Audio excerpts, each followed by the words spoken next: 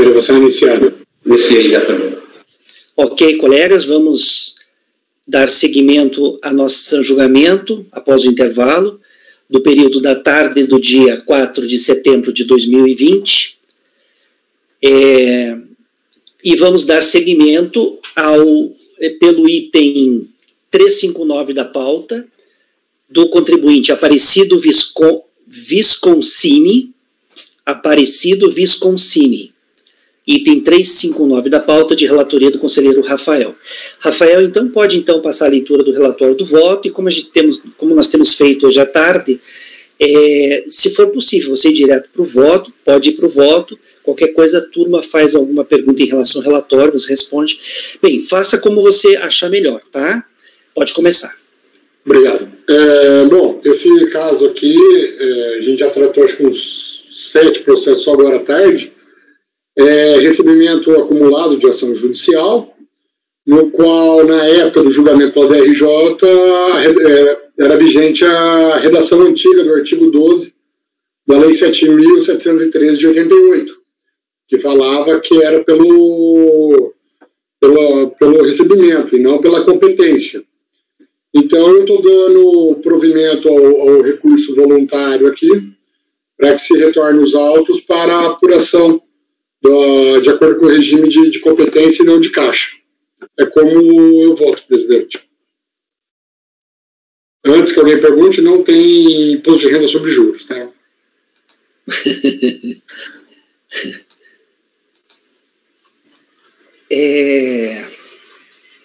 Ok, ano calendário 2008, tal.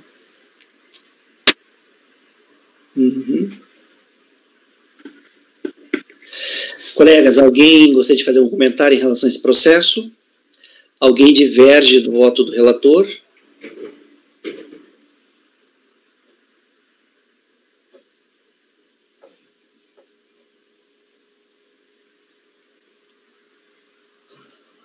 Eu vou repetir nesse teu aqui, Rafael, o mesmo dispositivo do Olávio, pode ser? É o mesmo. Está igual também, está igual isso.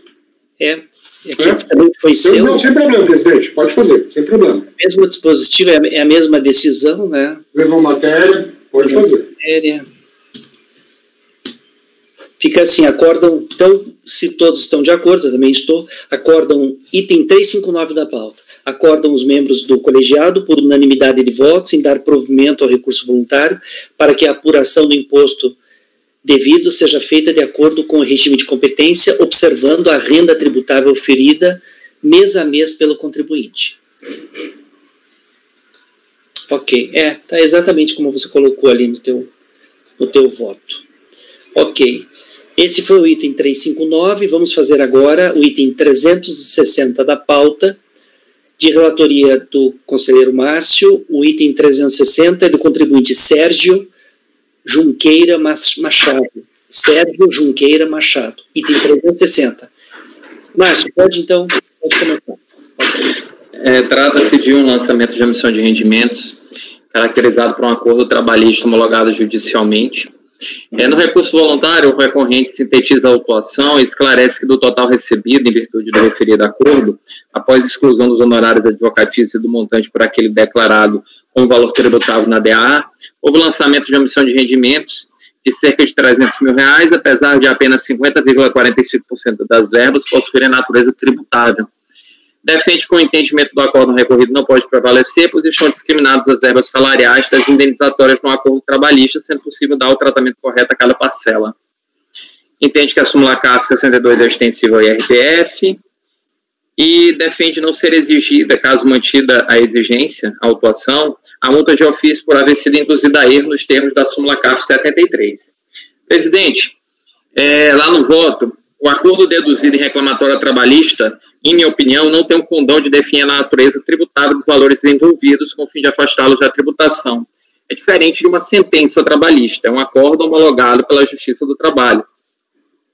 A documentação carregada aos autos não discrimina as verbas salariais das indenizatórias. O que ela faz, na verdade, é dizer assim, verbas remuneratórias, verbas indenizatórias, mas ele não diz quais são as verbas remuneratórias e quais são as verbas indenizatórias. ele só divide o total.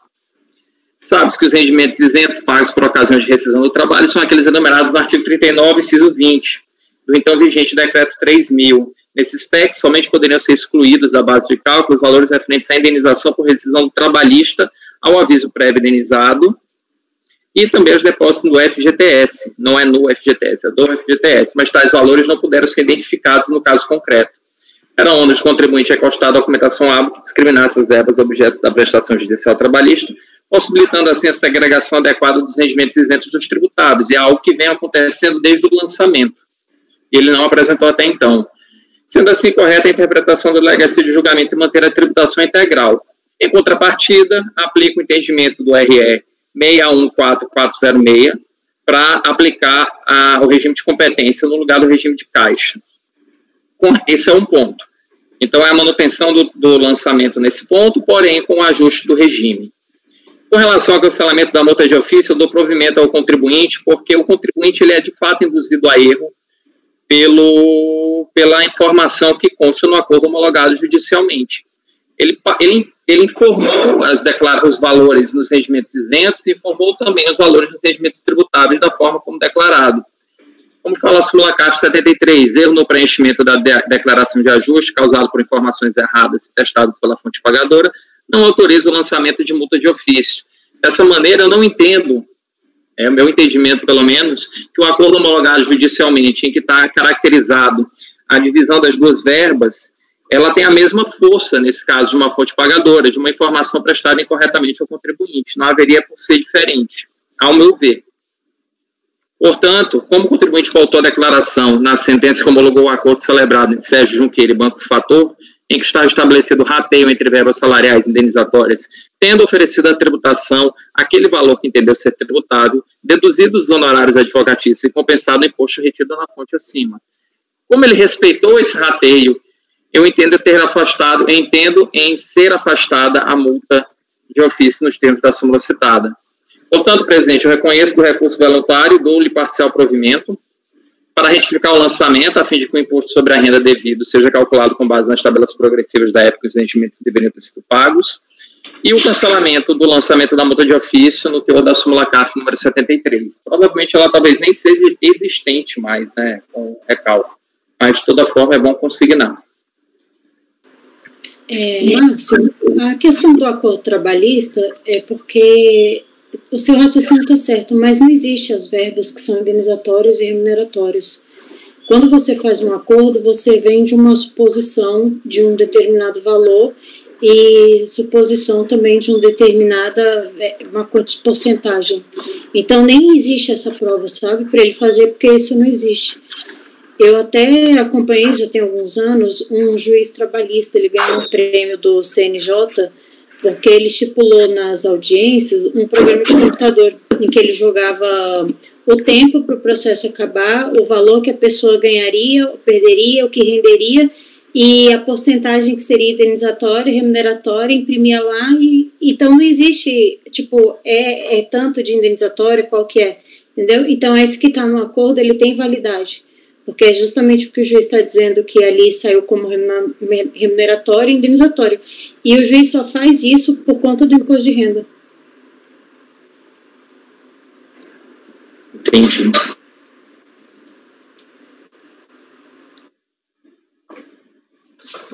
Ana, eu testei, geralmente essas matérias que tratam de justiça do trabalho, eu sempre observo que o TST está decidindo, sabe? O TST, para esse tipo de recurso de revista, assim, já vi vários aqui, para a contribuição previdenciária e essas parcelas indenizatórias que não estão discriminadas, a incidência, tá? Em vários, eu estou procurando agora a parte do RPF, mas eu vi que saiu alguma coisa recente que eu digo de alguns 6 meses aí, que tratava também de imposto de renda e também dava o mesmo tratamento. Eu estou dizendo isso porque nós julgamos há um tempo aí, acho que alguém deve se lembrar aí, alguns os colegas mais antigos, sobre umas verbas que vinham assim, era de pessoas físicas, vieram vários processos assim, e o acordo tinha sido homologado judicialmente, portanto era válido, em termos e as verbas não eram discriminadas, como ele renunciava a algumas verbas, e alguns desses processos eu baixei em diligência, eu ia baixar em diligência, mas alguns colegas entenderam que não era necessário, porque a pessoa, o que já estava, a Justiça do Trabalho ia só dizer que estava ali. Eu acho que a própria Justiça do Trabalho não sabe quais são exatamente as verbas que foram propinadas, sabe? Não sei se a Renata se lembra. Ela não sabe. Você se lembra desse julgado, Renato? Foram vários. Lembro, acho que foi no final do ano passado. Pouco tempo depois adentrou.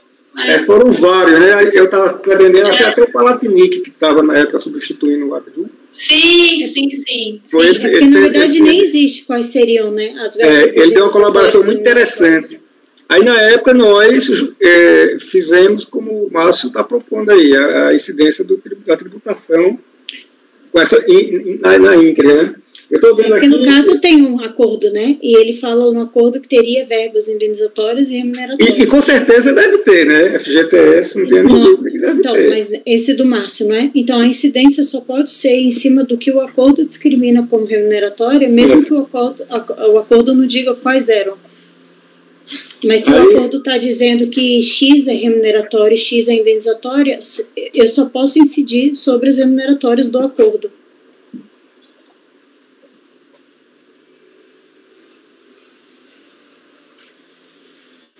É porque nesse caso aqui, desse exemplo que eu estou colacionando, ele está... Agora tem uma coisa, um julgamento que recente de Herman Benjamin, lá do STJ, que ele fala, né, que ele fala que nem toda parcela indenizatória está, como se diz, imune isenta, assim, não, né, imune condicional, está isenta da incidência de tributação. Ele fala um exemplo lá do lucro cessantes, não sei se você tem conhecimento desse julgado, é um julgado até recente, porque no STJ havia isso, toda verba indenizatória teria essa natureza, não teria natureza tributária. Mas aí eu vejo o julgamento do Herman Benjamin, o ministro Herman Benjamin, que ele diz, espera aí, mas não é bem assim, nem a verba pode ser indenizatória, mas se caracterizar lucros cessantes, ela se caracteriza como riqueza nova, né? Portanto, passivo de tributação. É uma tese assim que requer eu estou até, inclusive, com alguns julgados, eu tenho um julgado assim, que eu não queria julgar trazer para esse agora, porque a gente está no fim, mas tem que dar uma discussão interessante isso aí. Ele fala, eu vou fazer o seguinte, até para dar uma pesquisada melhor, posso pedir vista desse processo? Qual acho que é melhor, né? Porque você viu que o que ela está dizendo é bastante pertinente, tá? Pode sim, Luiz, claro, mas meu raciocínio é o seguinte, porque quem define a natureza tributária ou isenta de uma determinada verba é lei. Porém, no caso de uma sentença, o juiz tem o poder de dizer o que é ou não era isenção. A diferença do acordo homologado judicialmente para a sentença é que o juiz age como carimbador, ele junta as duas partes, ele diz, as duas partes estão em acordo, ótimo. Então, eu vou ratificar esse acordo. Ele não está decidindo o mérito, ele está decidindo a formalização do acordo. E é por essa razão que eu não acho que o acordo homologado trabalhista, diferente da sentença trabalhista, tem o condão de caracterizar a isenção ou não de uma verba tributária. Mas suas vistas são muito bem-vindas, meu amigo, para você poder estudar com mais clareza. É porque eu estou com alguns processos nessa linha, talvez, exatamente essa linha que você está trazendo aí, né? Eu dei uma pesquisada, porque eu estava muito seguro, aí eu ouvi essa decisão do doutor Benjamin, do doutor Herman Benjamin, aí eu me balancei, mas eu já encontrei a solução para o meu caso, mas o meu caso é diferente do seu, aí eu vou analisar, eu vou fazer isso. Agora, só assim, relacionando, sabe? Eu não consigo ver diferente, eu vejo um pouco diferente do que você vê. Eu acho que a sentença que homologa o acordo, ela tem a mesma força da sentença. Ela é uma sentença. Ela é uma sentença que, inclusive, transita em julgado como a outra. Não tem distinção, não. É uma sentença homologatória. É uma sentença homologatória. O acordo, para você ter uma ideia, tem muita empresa que tem muito medo de processo pedindo assédio moral na justiça trabalhista. Então, tem gente que entra na Justiça Trabalhista e fala assim, olha, eu acho que eu tenho direito a 30 mil de verbas e 300 mil que eu estou pedindo de assédio moral e 300 de assédio sexual. Isso aí as empresas têm pavor. Então, a minha causa de pedir é que é 630 mil. Em cima da indenização que eu receberia se eu ganhasse no assédio moral, sexual, seria indenizatória, não ia ter verba nenhuma. Aí a empresa chega para mim e fala assim, olha, tudo bem, você está pedindo aí 630 mil. Vamos acabar com seu processo e nem julga, até porque julgar faz jurisprudência, então eu não quero que julgue. Estou te oferecendo 100 mil aqui. Tudo bem, e o que é esse 100 mil? Porque eu pedi 30 de verba, mas será que eu ia ganhar os 30? Não sei. E se eu ganhasse só o assédio? Ia ser tudo indenizatório, então não sei também. Então o meu acordo ali está definindo também, dentro de um acordo, o que a gente está definindo que ali é o indenizatório ou remuneratório. Aí o juiz vem e chancela em cima, fala, ok, está devidamente homologado. Então, não é porque a gente está criando dentro de um acordo que seria uma verba remuneratória ou não, mas porque dentro do acordo chegou à conclusão que aqueles valores se referiam àquilo e os outros valores a outra coisa.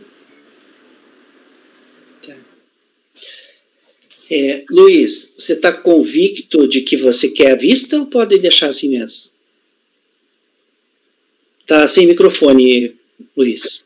Presidente, se ele não pedir, eu vou pedir. Ah, vai, então tá bom. Então vista então, Luiz.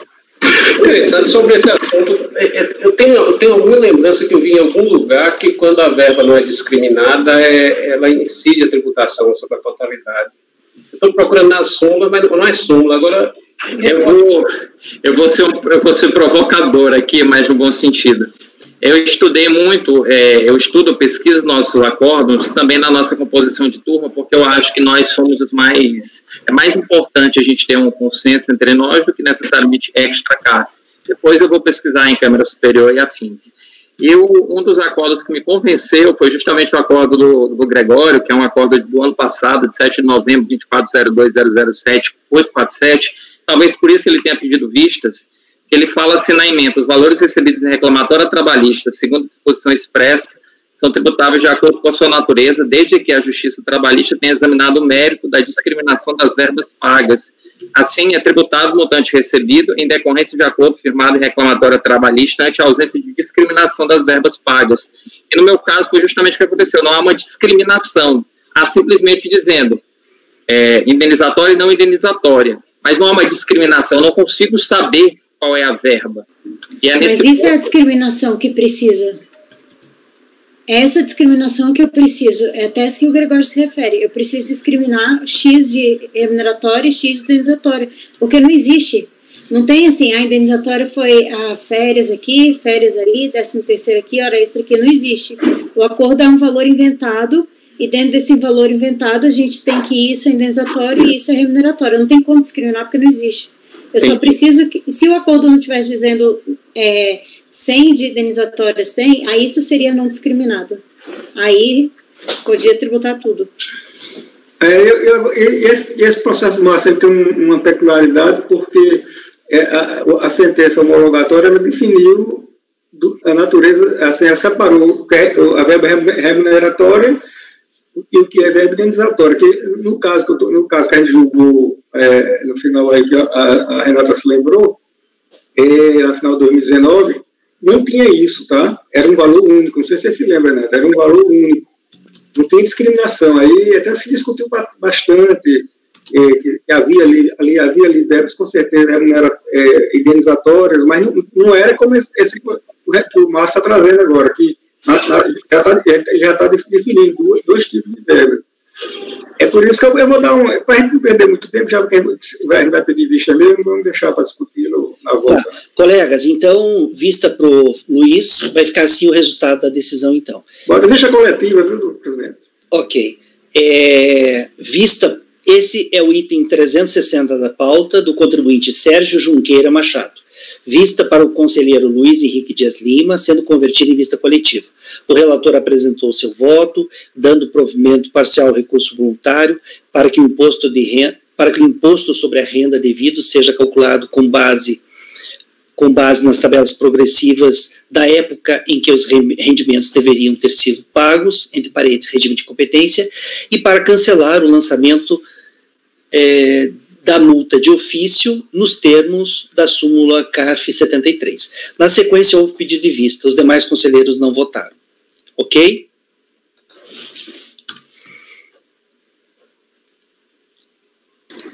Esse meu caso, Márcio, inclusive, ele é um que ficou desgarrado de vários que o Luiz julgou, porque esses casos que o Luiz trouxe aqui, não sei se foi um sindicato, uma associação que entrou em nome de, acho que, de mais de 70 pessoas físicas. E aí foi feito a acordo, cada um foi recebendo, né, sua respectiva cota. O sindicato dos bancários. Sindicato dos bancários, isso. O pessoal era todo da Caixa Econômica, E se eu não me engano, no meu voto, inclusive, eu faço referência ao julgado do Luiz, porque era exatamente a mesma situação. Eu compartilhei a tela, essa sentença homologatória, que ele fala assim, olha só, INSS, e aí depois ele vai fazer ele faz aquele comprovante de depósito não, de levantamento, né? Aí ele faz a discriminação no sentido, aqui é o 724, aí tem os 150 mil, que eu acho que é o do advogado, recolhimento de imposto de renda 107 mil, mais 8 mil, aí INSS, e tem uma menção que fala só, eu acho que é na petição dele, que fala... Tá. Márcio, mas eu acho que agora a gente já... Não, tudo bem, eu só estou mostrando aqui mesmo. Pode ir, tranquilo, pode seguir a pauta, só estou mostrando mesmo. Não, tranquilo. É que não tem como seguir a pauta se você ficar mostrando. Ah, não, tranquilo. Não, tudo bem, se eu com vista, né, o Gregório quer dar uma olhada, ou o Luiz também, então até eu aproveitar uma... É interessante a vista porque eu estou com um processo exatamente desse que ela está falando aí. Tranquilo. Aí vai ser, eu vou cruzar com essas informações, e esse que a Ana Cláudia falou é bem interessante também, tá? Perfeito. O cenário das coisas aí. Ok, esse que saiu com vista, então, o item 360 da pauta, vista para você, Luiz, sendo convertido em vista coletivo. Agora vamos passar para vamos pular o item 361 e fazer o item 362, né? Nós estamos fazendo os itens mais fáceis de fazer, né? Menos complexo. Oi, pois não. O 360 eu estava conferindo ele aqui na minha planilha de relatório, 360 não. Não, 361 meu, tá certo, esquece. Esquece, Então,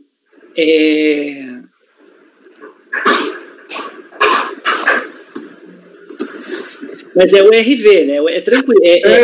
Não, é o 361, eu fiz confusão os números aqui. Não, o 361 é recebimento acumulado, é igual aos outros, meu. Dá para fazer? Dá. Colegas, vamos fazer o 361, então. Dá. Melhor, então. Porque o RV é uma matéria já... Sim, não, eu, olhando a minha tabela, que na corrida desse último mês, geralmente eu faço a tabela, não padrão em Ibiapino, mas caminhando para aqueles passos, e não deu tempo de eu colocar na ordem de acordo com a pauta. Então eu me perdi aqui na hora de ver, desculpa.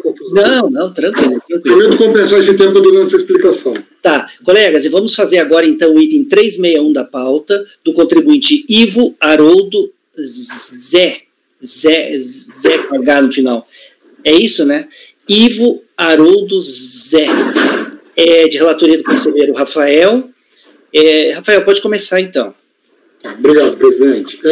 Igual aos outros casos, tratou-se de recebimento acumulado em ação judicial. Acontece que aqui, na verdade, houve o lançamento contra o contribuinte, o recebimento acumulado, e previdência privada e despesas médicas. Ele não impugnou a matéria da glosa médica e a previdência privada. Não impugnou. No recurso ele ataca essa matéria. Só que daí eu deixo de conhecer porque não foi objeto da apreciação, não foi impugnado no momento oportuno, tá? Então conheço em parte o recurso e nessa parte conhecida eu dou provimento para a aplicação do artigo 12A, né, que foi alterado pela lei, para fazer por regime de competência, não de caixa. É isso.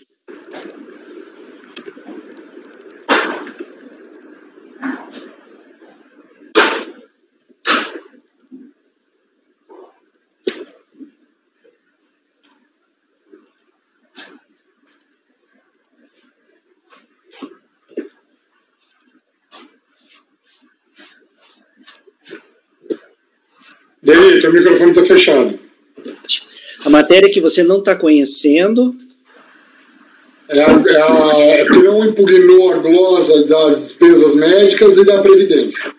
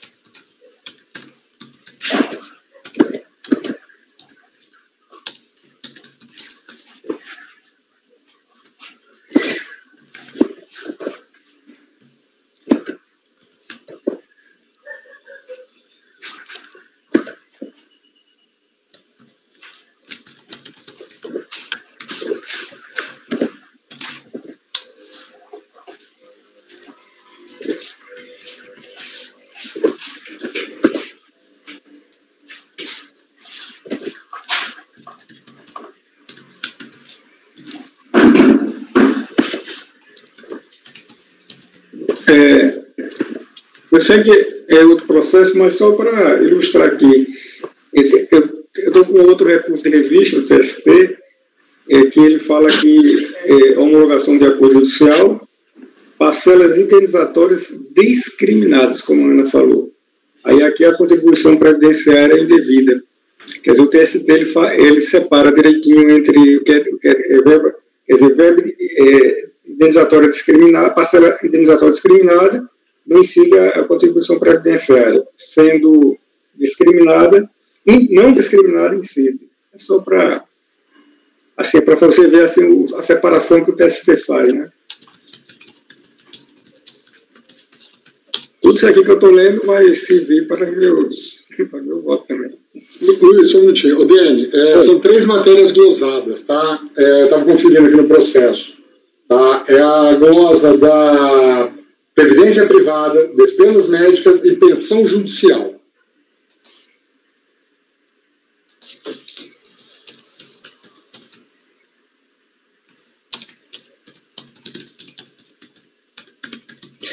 Essas glosas, ele não atacou na impugnação. Tá. Aí agora em recurso ele ataca. Oi. É porque ele diz que ele não recebeu a notificação do lançamento e que a DRJ teria confirmado que ele não recebeu. Peraí.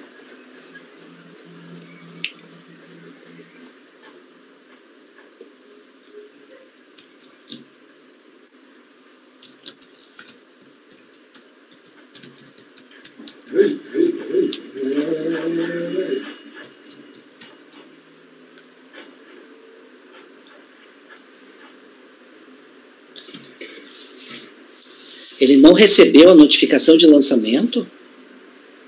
Isso? Ele tá dizendo na impugnação, eu não recebi a notificação de lançamento. Aí fui pegar uma certidão e vi. Aí, aqui no relatório, a DRJ fala assim, ele diz que não recebeu. Então, aí o relatório põe, como não tem AR nem edital para notificação de lançamento, a unidade de origem acatou a impugnação parcial de folhas 3 e 4 como tempestivas. Como tempestiva. Então, ele está dizendo, bom, ele realmente não recebeu e eu estou só falando isso para confirmar a tempestividade. E ele está dizendo, eu não impugnei essa matéria porque eu nem tinha recebido a notificação.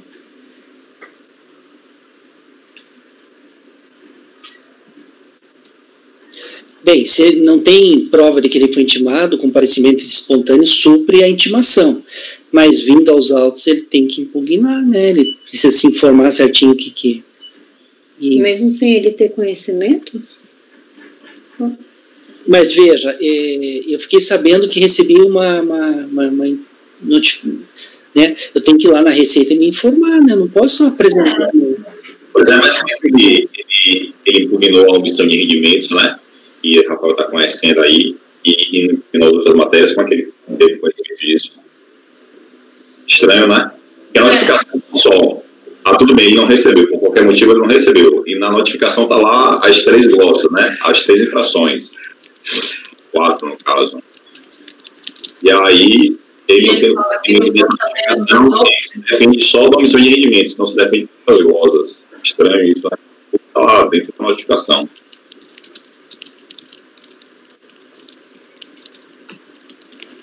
Tudo bem. Eu acabei de olhar também aqui, ele não faz prova de pensão, ele alega que é pensão e não faz nenhuma prova de documento das despesas médicas e da previdência privada.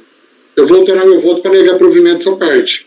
Tá, então, em vez de conhecer parcialmente, você conheço totalmente, nego provimento à alegação das glosas de despesa médica, de previdência privada e pensão alimentícia por ausência de prova dos autos e dou provimento quanto ao regime de competência, não de caixa.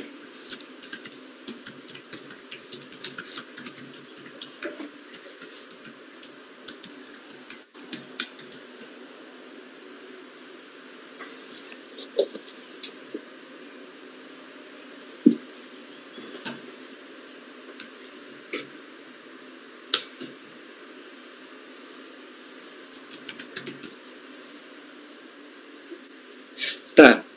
Colegas, então o conselheiro relator viu no processo agora que não tem comprovação dessas alegações, né? E ele está negando provimento. E está dando parcial provimento, aliás, porque ele está acatando o pedido para que a apuração seja feita pelo regime de competência. Alguém diverge do relator? Ninguém diverge? Eu também não.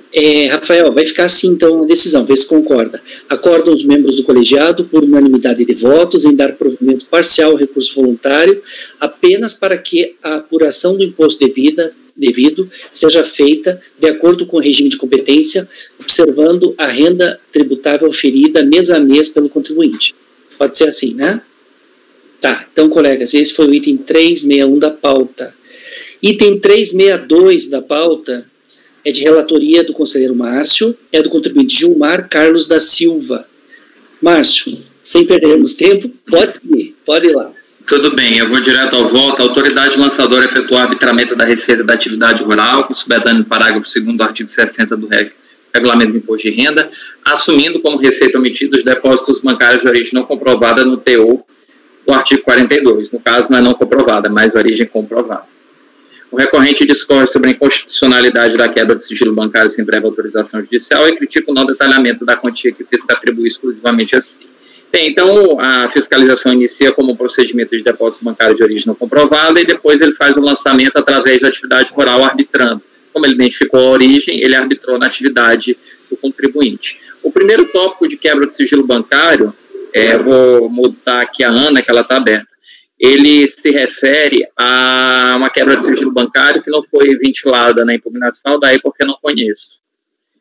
Por violação do duplo grau de jurisdição, a preclusão, o pré-questionamento. Mas o sigilo bancário não seria uma matéria de ordem pública, não?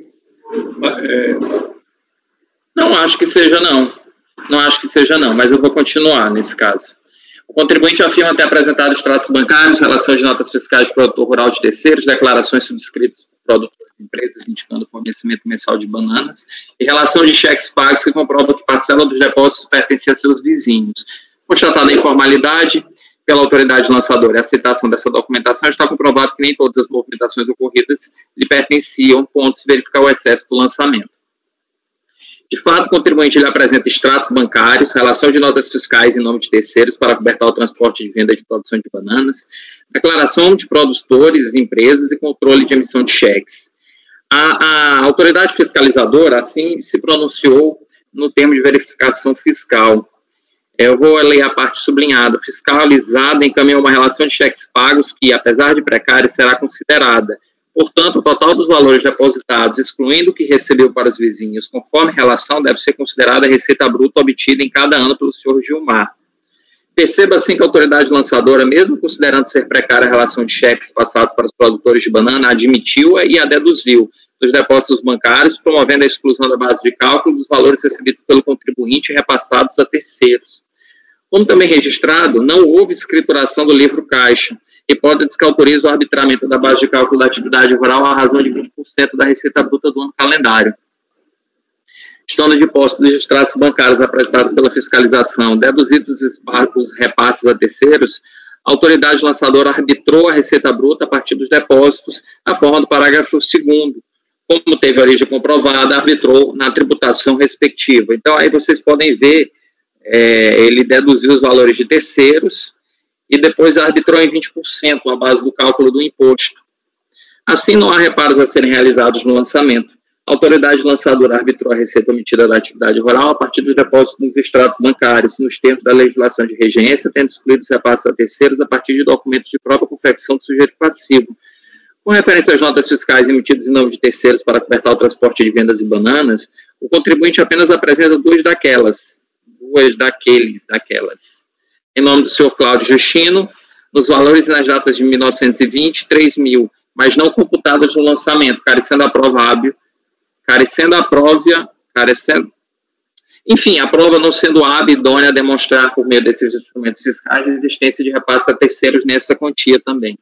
Portanto, eu voto conhecer parcialmente do recurso voluntário, com exceção da alegação de constitucionalidade da quebra de sigilo, salvo a alegação da quebra de sigilo, e, na parte conhecida, negar-lhe provimento. Ok, alguém gostaria de fazer um comentário em relação a esse processo? Não? Não, só comentar, o Luiz, não é matéria de ordem pública, até nesse caso, porque é baseado também em constitucionalidade, a gente nem pode apreciar. Então, se a gente estivesse em outro lugar, no judiciário, poderia, mas aqui não é, a gente nem pode apreciar a inconstitucionalidade. O fundamento é constitucional. Eu não estaria analisando a constitucionalidade, assim, porque se ficasse caracterizada o sigilo bancário, assim, eu acho assim, eu conheceria, tá? E abordaria como ele fez, o próprio Márcio fez isso, né? Ele caracterizou isso aí. Eu acho que é uma matéria, sim, conhecível. Agora é fácil de rebater, né, também, né? Até por esse argumento que você acabou de dizer aí. É ultra superada. Mas, enfim. Bem, de qualquer forma, ninguém diverge do voto do relator, né? Ninguém diverge. Para evitar essa questão quanto à inconstitucionalidade, Renata e Luiz, eu, na decisão aqui, eu não vou falar em inconstitucionalidade. Eu vou dizer assim, ó, item 362 da pauta, eu estou registrando a seguinte decisão, veja se vocês concordam. O item 362 é do contribuinte Gilmar Carlos da Silva. Eu registrei o seguinte: acordam os membros do colegiado, por unanimidade de votos, em conhecer parcialmente do recurso voluntário, não se conhecendo da alegação quanto à quebra de sigilo bancário, uma vez que não pré-questionarem em sede de impugnação. E, na parte conhecida do recurso, negar-lhe provimento. Tá? Não entrei nessa questão, tá joia? Então, tá bom. Colegas, vamos passar agora para... Rafael, o item 363 também, o RV, a gente segue, né? Ou é um item que vai demandar um tempo maior aí? Tá sem volume. Deixa eu dar uma olhadinha aqui, me dá um minuto só, por favor. Fica aqui. Então se podia, de repente, olhar com calma, a gente vai fazendo os outros, pode ser? A gente vai seguindo aqui, você vai escutando aqui os outros, e a gente vai. Então, ó, eu estou pulando, então, alguns processos que a gente já tem conhecimento aqui, porque eu já conversei com vocês, né? São processos que vão demandar um pouco mais de tempo, e já é mais de 5 da tarde. Então, vamos fazer agora o item 370 da pauta, de relatoria do conselheiro Márcio. Só um minutinho, eu achei aqui o que é. É recebimento acumulado, sim. Só que aqui ficou a cargo da empresa o recolhimento do imposto retido na fonte. Foi um valor alto, foi pagamento parcelado, e eles juntaram as guias no processo da fase de recurso. Tá. Então, vai demandar um tempo maior para análise, tudo vai dar tempo agora. Então vamos fazer os processos que a gente acredita que vão ser possíveis de serem feitos.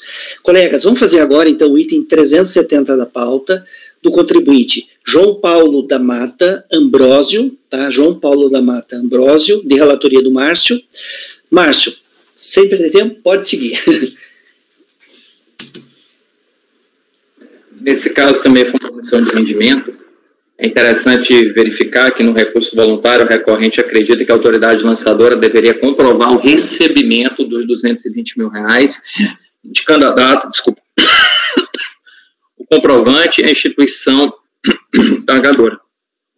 Assim, o auto de infração deveria identificar o infrator, descrever com clareza a infração, indicar os dispositivos legais infringidos, capitular a penalidade e apontar a omissão de receita noticiada, caso contrário, atentaria à sua defesa. Entretanto, nas palavras dele, não há em nenhuma das 58 folhas que guarnece processado, eu acho que é o processo, devo ter transcrito errado, mas eu vou corrigir, qualquer documento comprovando que a recorrente recebeu o valor constante do alvará da instituição financeira e vice-versa. Vou entrar aqui no voto. A autoridade lançadora caracterizou a omissão de rendimento exclusivamente com base no alvará de folhas 22, que autorizou o levantamento pelo contribuinte da quantia penhorada no valor de R$220 mil. Contrariamente, o contribuinte entende que deveria haver sido comprovada a omissão de rendimentos com a prova do efetivo recebimento dos valores. Sem esta prova, não haveria materialidade da infração, estaria comprometido, fazendo só uma mudança aqui, estaria comprometido o direito de defesa do contribuinte. O fato gerador do imposto de renda é a aquisição da disponibilidade econômica ou jurídica, renda ou provento de qualquer natureza, havendo o artigo 43. Portanto, o fato gerador não ocorre apenas com crédito ou depósito financeiro, mas também com a integração do acréscimo patrimonial à esfera jurídica do contribuinte, embora ainda não transformado em pecúnia. Sendo assim, imprescindível a comprovação do efetivo recebimento dos valores, pois isto tornaria inócua a menção apartada, realizada no caput do artigo 43, que também a aquisição de disponibilidade jurídica consubstancia fato gerador do imposto e bastante para afigurar sua materialidade.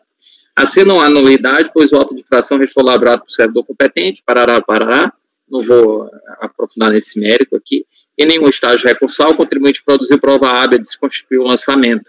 Por exemplo, não procedeu ao levantamento da quantia penhorada para satisfação do crédito exequendo, tão somente reiterando os termos apresentados na impugnação de nulidade do auto de infração por ausência de comprovação da materialidade do fato gerador da obrigação tributária. Aqui eu acho que a Ana congelou. Não congelou não. Aqui eu fiquei com uma interrogação na cabeça, presidente. E aí meus colegas jurisconsultos, eles podem deixar mais claro como ocorre, né, esse levantamento da penhora nesses pontos, como é procedimento judicial desse levantamento da quantia penhorada.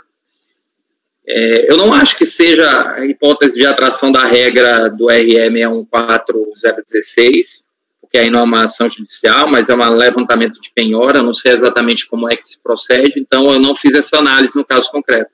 Alguém caiu, a Ana caiu mesmo. E aí eu queria que, se houvesse algum esclarecimento em relação a isso, porque caso contrário, eu mantenho a minha posição de que houve omissão, porque ele só ataca isso mesmo, de que não houve disponibilidade econômica, apenas jurídica, de que não houve disponibilidade financeira, e eu rebato que houve disponibilidade jurídica. O levantamento da penhora, você quer saber como é que é em conta bancária? Como é que funciona? O procedimento é uma ordem judicial. É uma ordem judicial que há um bloqueio, esse valor fica indisponibilizado na conta do cliente. Dado um prazo de impugnação, não feito isso, esse dinheiro automaticamente é transferido para uma conta judicial, tá? Geralmente é a Caixa Econômica que atende os órgãos judiciários, tá? Órgãos porque é federal e estadual. Superado isso, ou autorizado o levantamento, sai-se esse alvará judicial, como no caso, é um alvará judicial que quem está autorizado, ou o advogado, ou a própria parte, vai até o banco e transfere para sua conta. Uma coisa é ser... Até porque o ponto de atendimento, o PAB, que eles falam, né? Acima de 2.000, essas coisas eles pedem para agendar a retirada de dinheiro, tudo isso. Nesse caso, em 220 mil, automaticamente é feita uma transferência bancária para a conta dele, entendeu? Mas aí eu fico te perguntando, como ele não prova a origem do crédito penhorado, né, também não faz questão, a gente não deveria se perscrutar e analisar de onde ele veio, já que ele em nenhum momento provou a origem, ele só questiona mesmo não ter recebido. O lançamento não é para saber a origem dos 220 mil? Veio de um valor bloqueado. Não, eu quero dizer assim, a gente não tem a origem material desse valor bloqueado, que pode ser uma ação judicial. Como ele não provou nada também, né? Não, o lançamento é sobre a entrada a transferência de 220 mil para ele. Ele está justificando que era um valor da conta dele, que foi feita uma decisão, foi feito um bloqueio judicial. O fato a ser apurado ser esse 220 mil que foi bloqueado, a origem desse valor que foi bloqueado é anterior a essa autoinfração. Não cabe. Mas vocês acham que seria caso de aplicação da regra do RE? Essa aí é mais ou menos, isso aqui é uma página. Vocês poderiam até abrir o processo, ele é pequeno, ele tem 69 páginas. Eu realmente fiquei em dúvida. A cópia da decisão do juiz da segunda vara civil e do alvará judicial. A decisão é essa aqui. É uma penhora efetuada junto ao Banestes de quantia em dinheiro, mas não sei do que se trata, não sei que período. Eu acho que é mais prudente, né, Dene? Prudente alertar a unidade de origem para manutenção da omissão de rendimentos, mas, no caso, averiguar se se trata de rendimento acumulado? Não? Ô, Márcio, o lançamento é sobre a entrada desses 220 mil na conta dele. Ele tem que comprovar a origem. Ele provou a origem. É decorrente de um alvará judicial que veio de um bloqueio. Calma, Renata. Não é lançamento com base em depósito bancário. É omissão de rendimento. Tá. Não é depósito bancário. É pura e simplesmente omissão de rendimento. Aí eu fiquei... Quando eu fiz esse processo, eu fiquei matutando. Eu acho que eu vou botar na conclusão, presidente. Mas ele, em momento algum, ele fala... Não, ele só reclama da... Não, disponibilização financeira. Ele só fala sobre isso. Pode ser até que seja um valor que ele recebeu uma vez só, sei lá, não referente a uma... Eu fiquei pensando, Banestes nem existe mais, né? Eu não sei quando acabou o Banestes, enfim. Por mim, você deixa do jeito que está. Por mim, você deixa do jeito que está, entendeu? Tá bom. Vou interromper o compartilhamento aqui. Tá. Colegas, alguém diverge da decisão do Márcio? Ninguém diverge? Eu não divirjo também, tá bom, Márcio? O contribuinte tem que fazer o trabalho dele também, né? Tem que trazer alguma coisa, né? A gente quando dá, a gente até, né, dá uma orientada na origem, mas, o contribuinte também tem que fazer a parte dele, né? Tem que trazer algum subsídio para a gente, alguma informação mais consistente, né? Colegas, ninguém diverge em relação ao item 370 da pauta do contribuinte João Paulo da Mata Ambrósio, ficará assim o resultado. Acordam os membros do colegiado, por unanimidade de votos, em negar provimento ao recurso voluntário. Agora vamos passar, Ana, para o item 371 de sua relatoria, é do contribuinte Ismar Lopes Ferraz. Ismar Lopes Ferraz, item 371 de relatoria da conselheira Ana. Ana, pode começar então. Bom, a notificação de lançamento ela foi em razão de omissão de rendimentos recebidos em ação judicial movida contra o INSS, e a discussão é apenas do regime sobre os rendimentos recebidos acumuladamente. A DRJ dispôs que seria pelo regime de caixa, e o contribuinte apresentou recurso pedindo que fosse pelo regime de competência. Então, o voto, como já é de conhecimento, a gente aplica o regime de competência em face do RE 614406, com repercussão geral do STF, que fixou a tese de que nos casos de rendimentos recebidos acumuladamente deve ser observado o regime de competência. Não teve discussão sobre IR sobre juros, então estou dando provimento ao recurso para determinar o recálculo do imposto relativo ao rendimento recebido acumuladamente, com base nas tabelas e alíquotas das épocas próprias a que se refiram tais rendimentos tributáveis, observando a renda oferida mês a mês pelo contribuinte, regime de competência.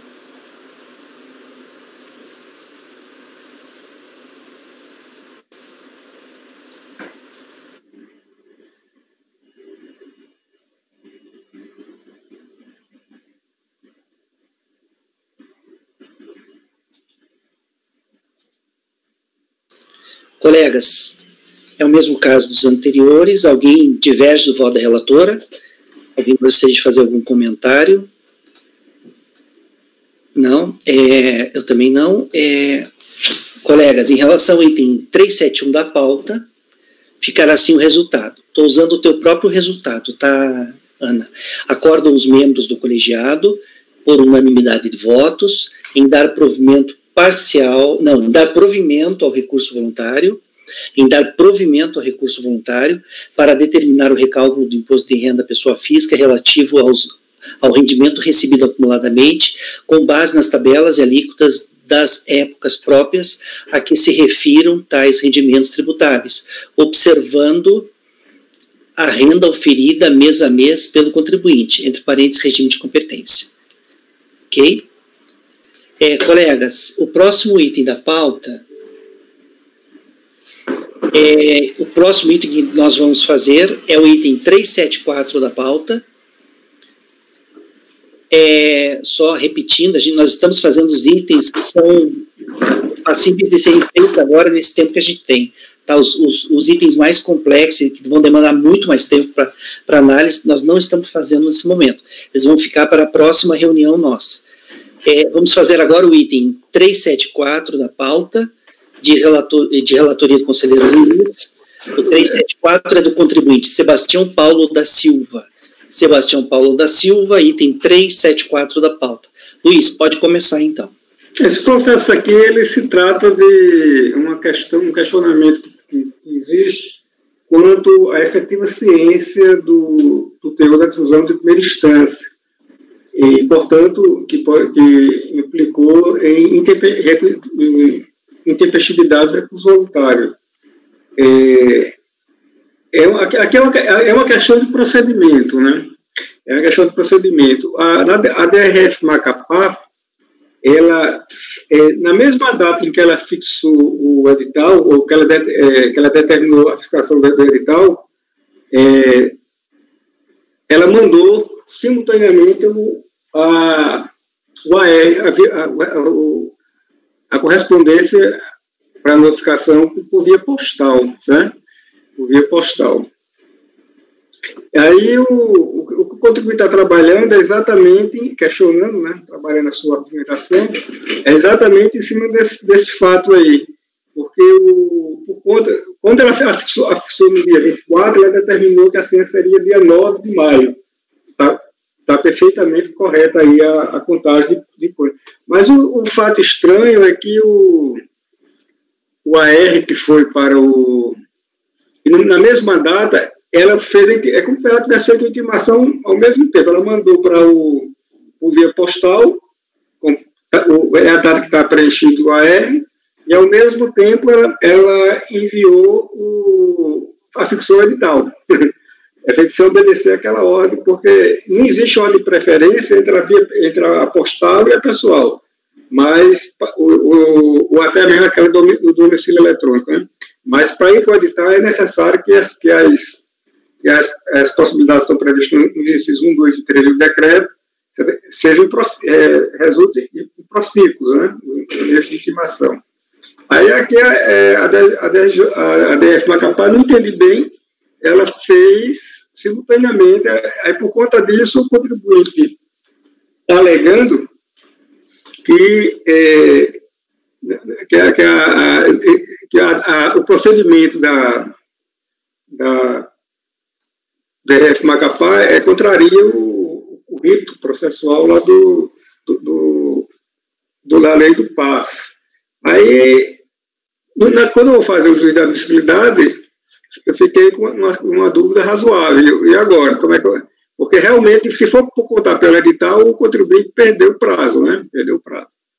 Mas eu não entendi por que foi que a DF Macapá fez simultâneo, porque e não tem o AR aqui no recebimento eu não vi aqui nos autos, não tem o AR de recebimento da intimação por via postal, sabe? Aí, em resumo, não tem, porque ele foi devolvido a Receita em 27 de 4 de 2012. Quer dizer, na verdade, depois dessa devolução é que deveria haver a intimação fixa, a fixação editalícia. Só que a delegacia mandou simultaneamente. Aí é uma questão, assim, de fato, que eu preciso esclarecer aqui precisa esclarecer os motivos que levaram a esse procedimento da delegacia e ela informar de fato qual é a data de ciência do contribuinte. Basicamente isso. Ok, Luiz. Colegas, o conselheiro relator está encaminhando, está propondo uma conversão do julgamento de diligência para que a unidade de origem confirme a data de intimação, ou a data de tentativa, pelo menos, de intimação, porque, na verdade, é assim, o edital só pode ser feito quando se mostrarem profícuas uma daquelas infrutíferas, né, uma daquelas outras opções, né, que é a correspondência, a intimação pessoal, eletrônica e tal. Se uma daquelas, se não for possível, aí faz o edital. Não dá para fazer as duas ao mesmo tempo. Então, eu estou de acordo. Alguém diverge do voto do relator, da proposta de conversão de diligência? Ninguém diverge?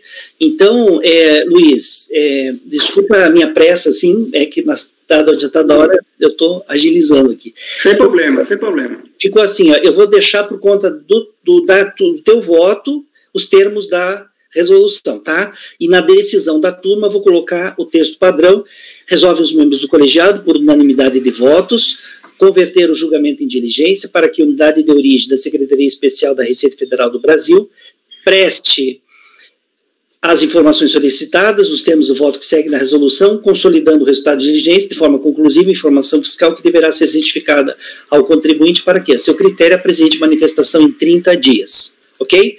E aí fica por conta da resolução os termos da diligência. Colegas, temos mais um tempinho ainda. O próximo item seria teu também, Luiz, desses que a gente vai fazer, que são... É uma matéria que já foi, inclusive, votada. Eu acho que foi no processo do Ibiapino, tá? Ok. Aí, é o item 3. Aquela de extravio de livro caixa da documentação. Perfeito. Colegas, vamos fazer agora o item 377 da pauta do contribuinte Francisco de Macedo Neto. Esse item de relatoria do conselheiro Luiz. Luiz, pode, então, iniciar. Aqui a autuação foi com foco em dedução devida de despesa de livro caixa e omissão de rendimentos de pessoa jurídica e pessoa jurídica. Aí, quando veio o recurso voluntário, o recorte que o contribuinte fez foi ele concentrou-se a resignação apenas na comprovação das despesas consignadas no livro caixa e na aplicação de juros pela taxa Selic, que já é uma matéria que, quando chegar no tópico, eu não vou nem me pronunciar, nem me esticar a apreciação, porque já está simulado pelo Caixa, né? Então, eu vou me concentrar aqui, basicamente, na comprovação das despesas aqui do livro Caixa, que ele alega que que o livro Caixa estava no escritório do contador, que estava encarregado da guarda dos documentos contábeis, bem assim, na aplicabilidade, estava lá guardado, né? Aí, no meu entendimento, é o seguinte, isso aqui, aliás, no meu entendimento, eu estou fazendo uma extração legal de como deve ser, o tratamento que deve ser isso aqui. Eu entendo que a impossibilidade de comprovação, de comprovação das deduções das despesas consignadas no livro caixa, o fato impeditivo alegado pelo recorrente não é oponível à administração para justificar uma apresentação dos documentos.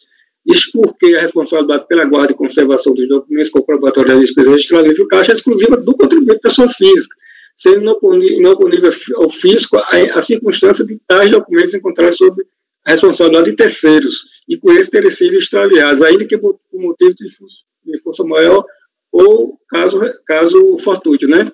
Aí eu trago aqui o racional do artigo 76, parágrafo 2º, que ele diz que o contribuinte deverá comprovar a veracidade das despesas, receitas de despesas mediante documentações idôneas em livro caixa que serão mantidas em seu poder dele, contribuinte, à disposição da fiscalização. Nessa perspectiva, eu estou lendo rápido aqui porque eu estou tentando lembrar os fatos, tá?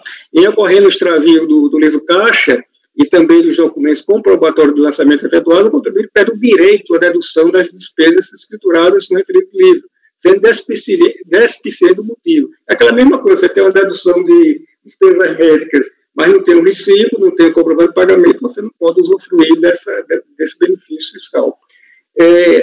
Todavia, caso ocorra o extravio apenas do livro caixa, o contribuinte deve providenciar novo livro no qual deve ser reconstituído os lançamentos efetuados no calendário correspondente.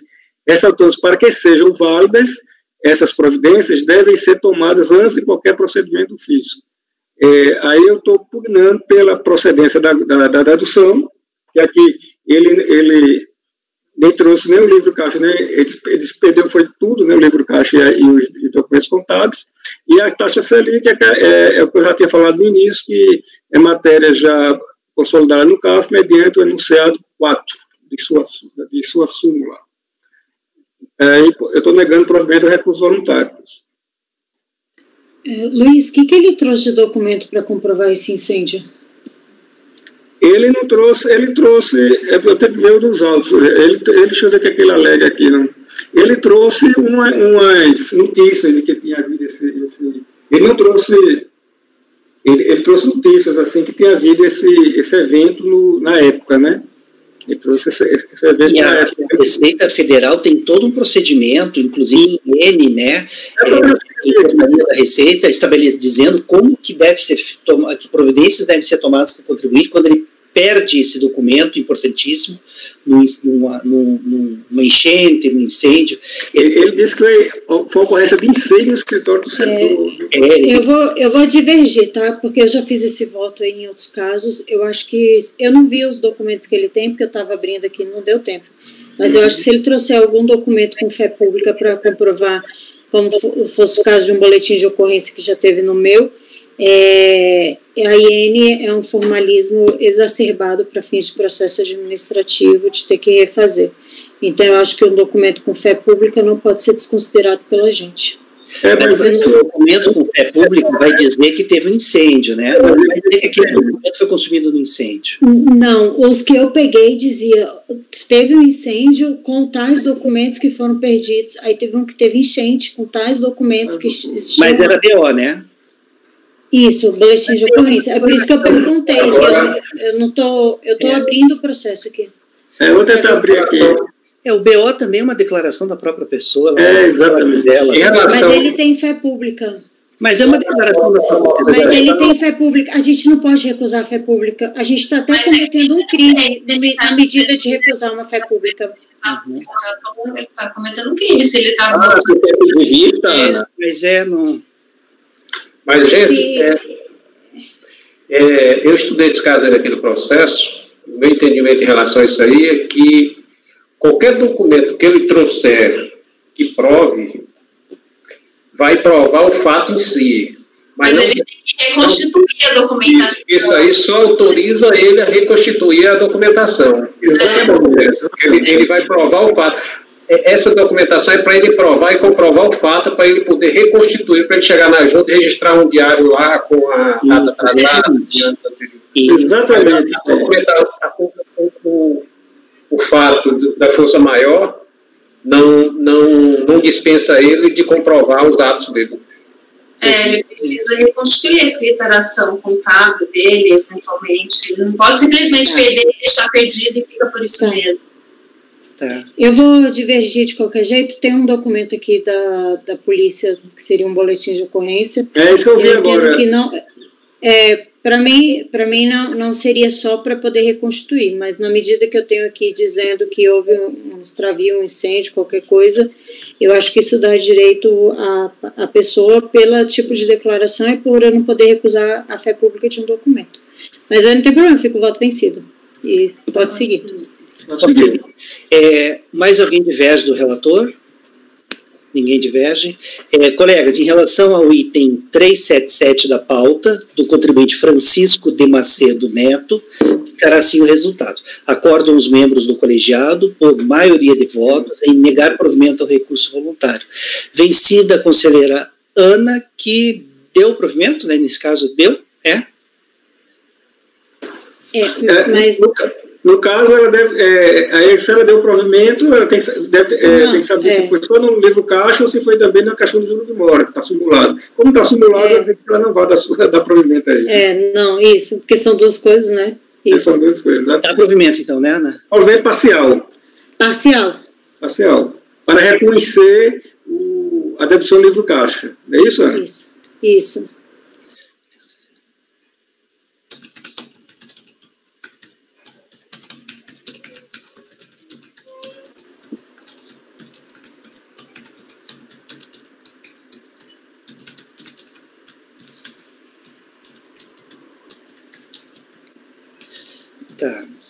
Então, ficou assim: acorda os membros do colegiado por unanimidade, por maioria de votos, em negar provimento ao recurso voluntário. Vencida a conselheira Ana, que deu provimento parcial ao recurso, reconhecendo a dedução a título de livro caixa. Isso, né?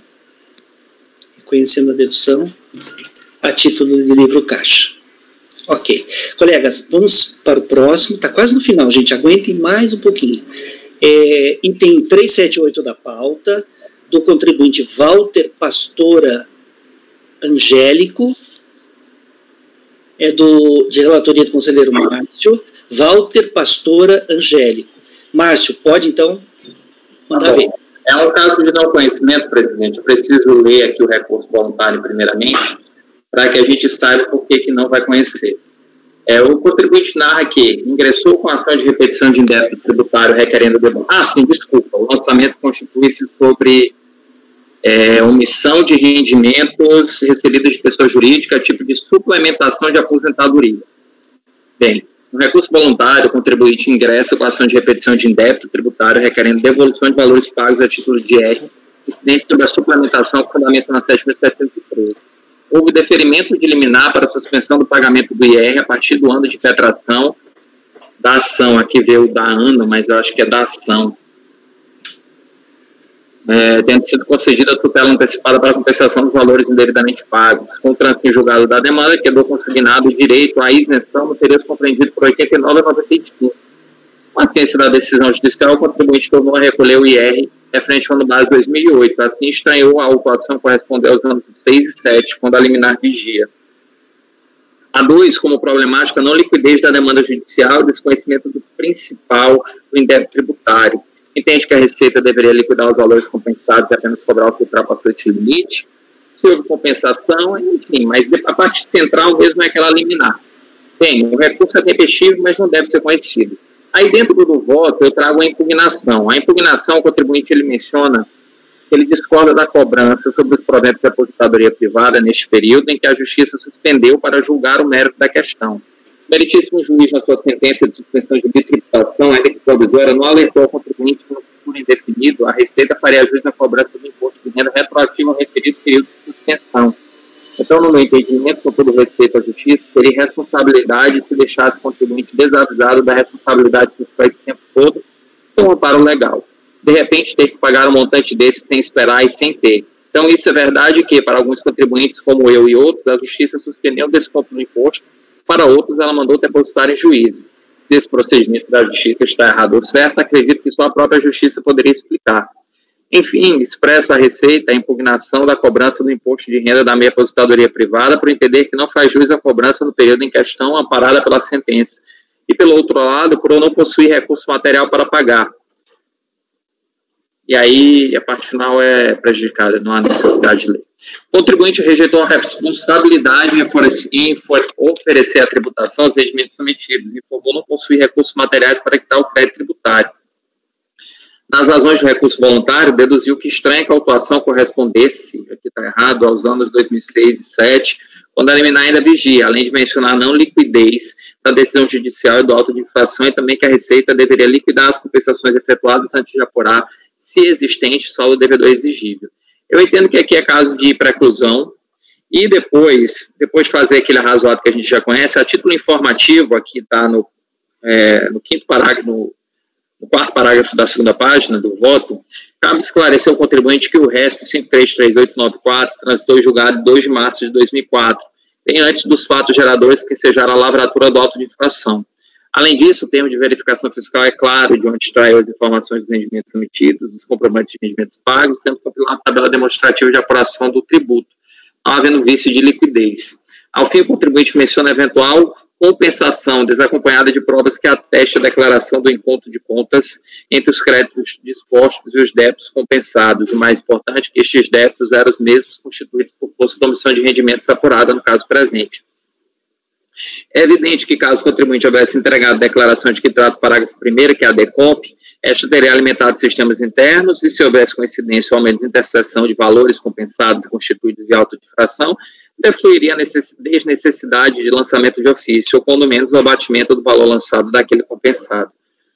Logo, se não proceder desta forma a autoridade lançadora, é lógico presumir que não houve compensação dos débitos omitidos. E aí eu voto, presidente, por não conhecer do recurso voluntário, em face das questões deduzidas no recurso voluntário não corresponderem às mesmas questões deduzidas na impugnação, e faço essa informação que eu acho pertinente até para dar alguma satisfação para o contribuinte, já que eu entendo que o não conhecimento é mais uma questão processual do que necessariamente não responder ao contribuinte algo que ele deseja ouvir. Okay. É mais não ter recurso em cima dessa... Márcio, você não está conhecendo por falta de pré-questionamento em sede de impugnação, né? Basicamente é isso, né? Sim. Tá. Colegas, item 378 da pauta do contribuinte Walter Pastor Angélico. Alguém diverge do voto do relator? Alguém gostaria de fazer um comentário? Não? Eu também não divirjo. Então, colegas, em relação ao item 378 da pauta, ficará assim: acordam os membros do colegiado, por unanimidade de votos, em não conhecer do recurso voluntário por falta de pré-questionamento das alegações recursais em sede de impugnação. Tá? Dos itens que vocês indicaram para mim, que seriam os mais tranquilos de fazer, tem mais um ainda, que é o do Luiz. E a Renata falou de um de outro dia, aquele teu de outro dia, o que é mesmo, Renata? É algo bem simples também, né? Tá, o contribuinte, ele só contestou preclusão intercorrente. Ah, perfeito. Então, esse teu é tranquilo, Luiz? Esse... tentar fazer o da Renata, entendeu? Nós temos alguns minutinhos. Esse é bem simples também, esse mesmo. Rapidinho, já terminamos aqui, tá? Talvez a gente consiga dentro do horário, inclusive.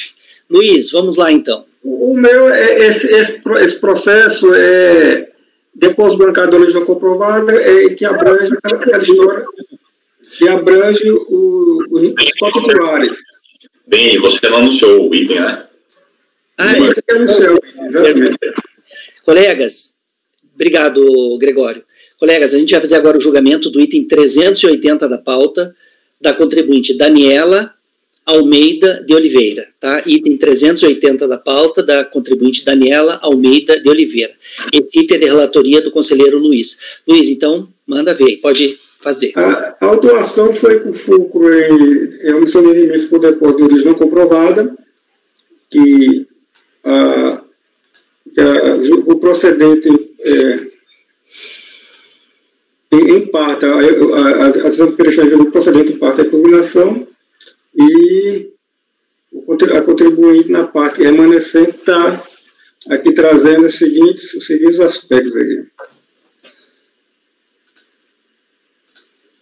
Eu coloquei aqui, basicamente é o seguinte, qual a titularidade? A fiscalização iniciou em fiscalização com o senhor Osmânio Pereira da Oliveira, que parece que é o genitor da senhora Daniela, e ele foi identificada que ele tinha uma conta conjunta titulada do Banco do Brasil, que está aí nos autos, o nome da conta. Aí a fiscalização fez o quê? Fez toda a investigação, todo o processo de fiscalização e investigação em relação ao pai da recorrente, e quando identificou que havia essa conta titular, abriu outro procedimento fiscal e fez o lançamento na recorrente. Ocorre o seguinte, e nem no processo principal, nesse processo, nem no processo do genitor, nem no processo da recorrente, foi observada a oitiva dos dois cotitulares, dos dois, no caso, né?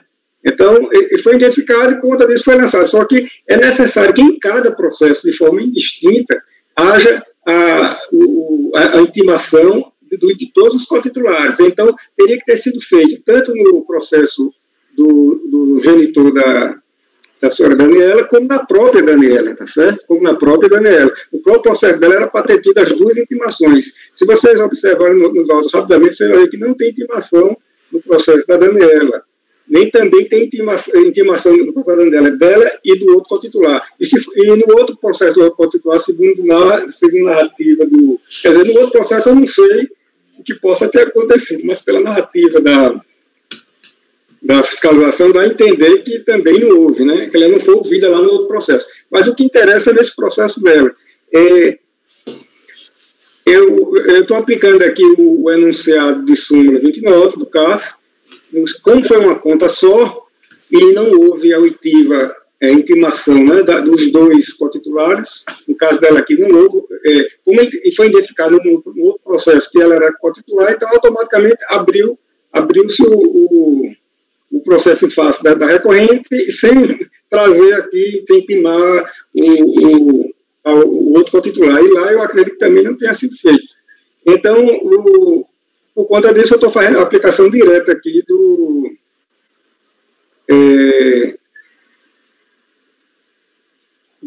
estou aplicando aqui diretamente o enunciado 29, o termo do enunciado 29, e eu estou assim, aqui no caso, eu estou combinando pela nulidade de lançamento, porque só tinha essa conta, né? Quer dizer, não foi, a autuação foi em face dessa conta do Banco do Brasil. E o entendimento que eu estou falando está escrito aqui, está exposto aqui no voto, no sentido de que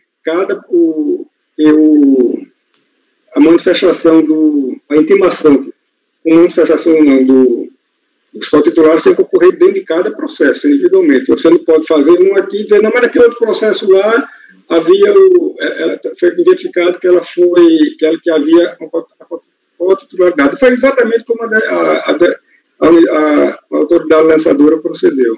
O meu entendimento é que o lançamento está prejudicado. Esse é o voto, presidente. Ok.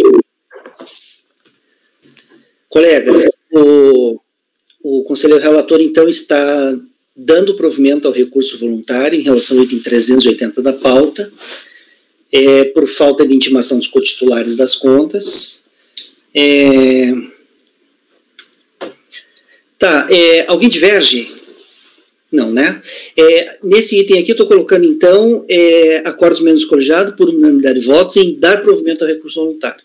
Pode ser assim só, Luiz? Pode. Tá, ponto. Dar provimento ao recurso voluntário. Vamos fazer aquele da Renata? O teu é tranquilo, né, Renata? Enquanto a Rita sem som, eu vou falar. Eu achei mais um meu aqui, que é recebimento acumulado de ação judicial. Tá? É o 304, se der tempo dele. Acho que faltam 5 minutos. Acho que você vai dar para fazer um. Fazemos o teu ou do Rafael? Faz daí. Repetiu antes. Lembra? Oi? Agora, Denis, só para frisar, nesse processo aí, foi de ofício, viu? O reconhecimento da cotitularidade. Eu não vi a alegação da contribuinte no RV, não. Ah, então você nega provimento e anula de ofício? Não, eu tô dando provimento de ofício, porque essa questão da cotitularidade ela não trouxe nos autos, não. Eu identifiquei a partir da leitura do ela não alegou Isso, ela não alegou a cotitularidade. E no que ela alegou, você nega provimento? Como assim? Ela alegou... Entendi. Exatamente. Eu estou reconhecendo de ofício a nulidade do lançamento, porque é matéria do enunciado do CAF, e está escrito nos autos esses fatos, e no que ela alegou, eu estou negando provimento. Isso é importante, colegas. No item 380, no item 380 da pauta, vai restar consignado, então, o seguinte, que acordos membros colegiados, se ninguém divergir, tá? Que, por unanimidade de votos, em negar provimento ao recurso voluntário, porém, anulando-se o lançamento de ofício, haja vista não intimação dos cotitulares da conta em observância da súmula CARF. Pode ser assim? Pode. Denis. Oi. Fala, Gregório. Eu estou lendo aqui a minuta do voto do Luiz, e o problema é que aqui no voto ele só trata dessa questão da titularidade, né? Ele não enfrenta as demais matérias, então ele conhece do recurso e de ofício anula o lançamento. Ah, tá. Sim, então, estão prejudicadas as demais questões também. Isso, estão prejudicadas. Perfeito, Gregório. Muito boa observação, viu? Tá, beleza. Voto por correio e dar-lhe provimento, restando boa providência. Vou até colocar aqui agora. Tá, então, vai ser assim, se todos concordam, por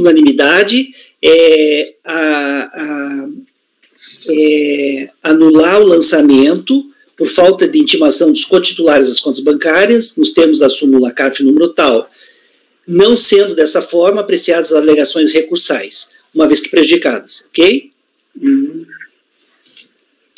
Tá bom. Renata, qual que é o teu item agora? 283. Colegas, 283 para a gente encerrar a nossa sessão, tá?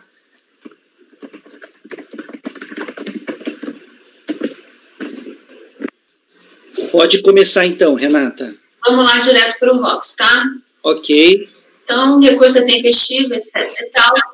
Conforme relatado, trata-se de recurso interposto em face de acórdão que julgou improcedente a impugnação apresentada contra auto de infração, lavrado para a constituição de crédito tributável de imposto de renda da pessoa física desde exercício de 2006, ano calendário de 2005, formalizando a exigência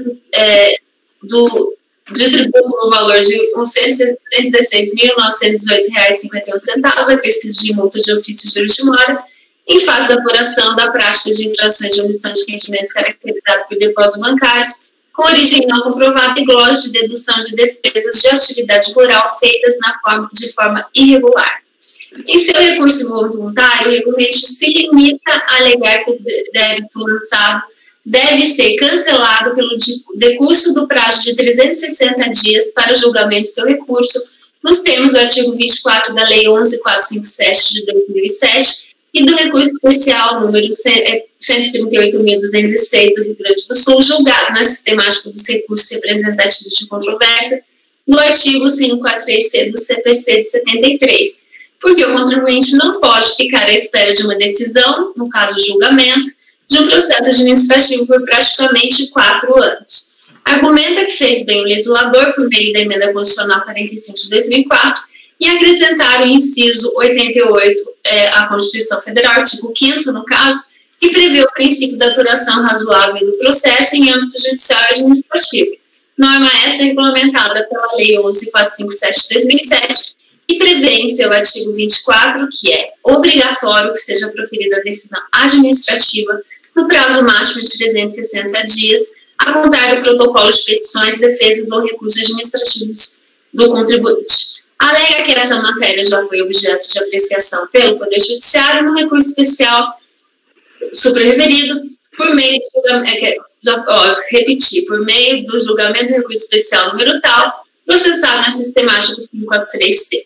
De fato, tem razão recorrente, em parte. Com efeito, nas normas as normas existem e estão vigentes. No entanto, a consequência do seu descumprimento não tem aptidão para conduzir ao cancelamento do lançamento, como pretende o recorrente, porque ela não prevê que nem essa, nem nenhuma outra penalidade. Logo, seu descumprimento pode, quando muito, ensejar uma ordem judicial para que seu comando seja observado e nada mais. Afinal, tanto quanto o princípio da duração razoável do processo, o mesmo artigo 5º da Constituição Federal também prevê em seu inciso 2º o princípio da legalidade.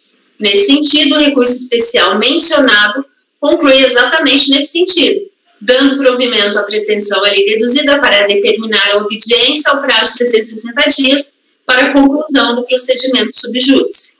Anota, por fim, que entendimento pacífico deste Tribunal Administrativo, expresso no enunciado de número 11 da súmula de sua jurisprudência, de teor vinculante de aplicação obrigatória aos membros pelos membros dos colegiados que o compõem, aquele no segundo qual não se aplica a prescrição intercorrente no processo administrativo fiscal.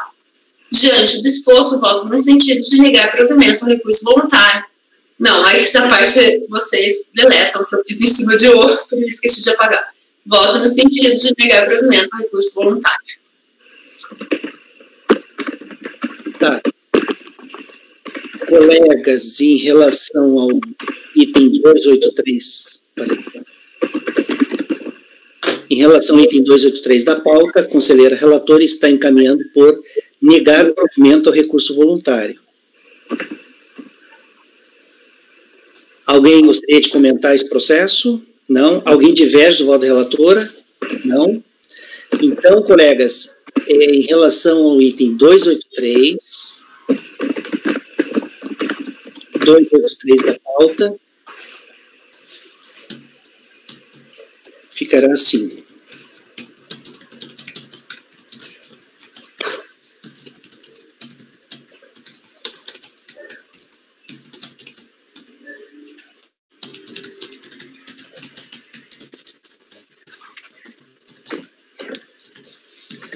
Ficou assim, então. Acordam, ninguém diverge, né? Acordam os membros do colegiado, item 283, repetindo, do contribuinte Marcos Antônio Gasperim.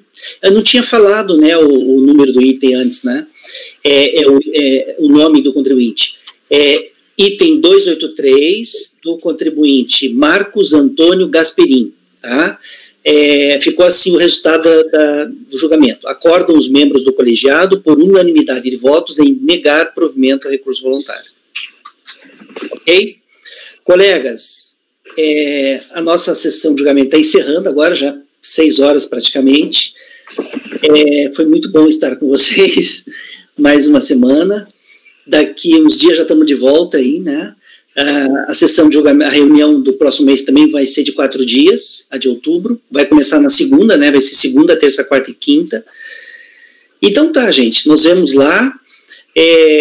Patrícia, pode então encerrar a gravação. Rafael e Francisco podem encerrar a gravação. Ok, presidente. Gravação encerrada.